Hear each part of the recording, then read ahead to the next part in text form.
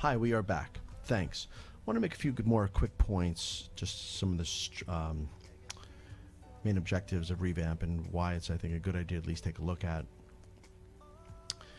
A key element of REVamp is the local market. It is those realtors and non-realtors, those affiliates, and the list goes on, who are doing business or have done business, who would hope to do business with each other in their own area.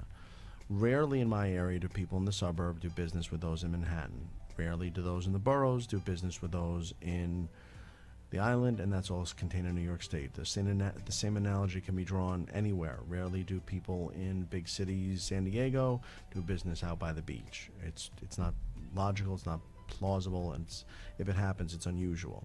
So local is key.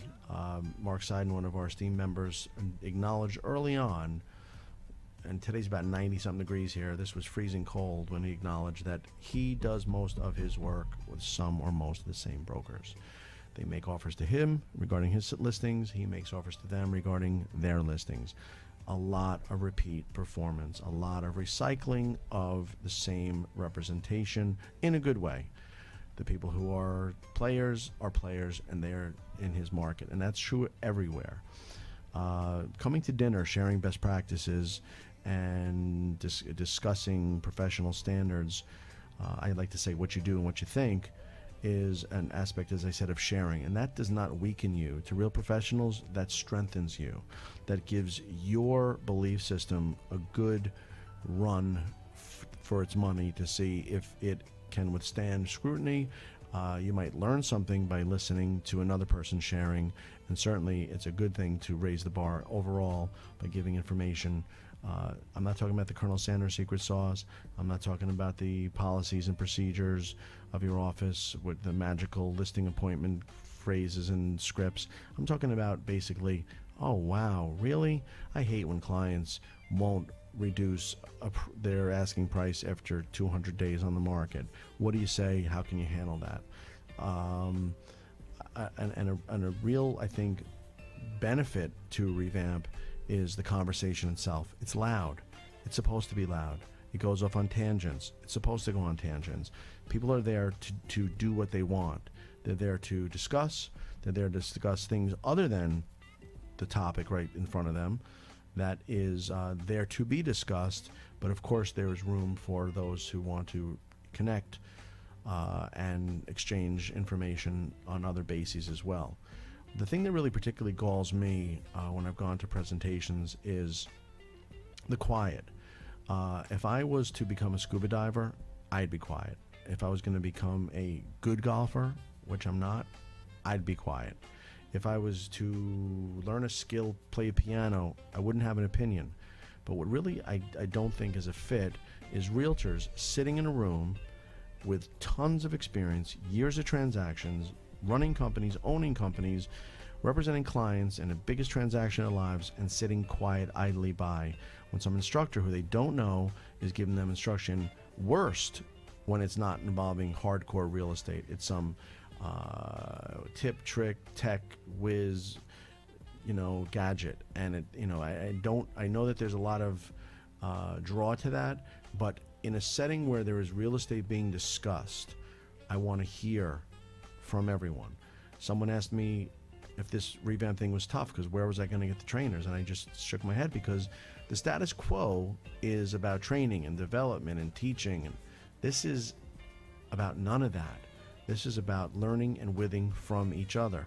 San Diego, San Francisco, Boston, Philly, Miami, and Baltimore. Everywhere there are professionals who've given this their professional lives. They've committed themselves. They've made themselves into fiduciaries, which of course means they put their clients' needs above their own.